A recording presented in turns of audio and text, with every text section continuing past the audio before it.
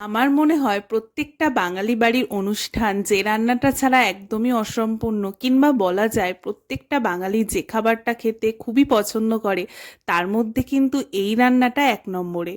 আর যেহেতু বাড়িতে সবার মুগ ডাল খেতে একটু সমস্যা আছে, তাই জন্য এই রান্নাটা আমি মুসুরির ডাল দিয়ে করছি।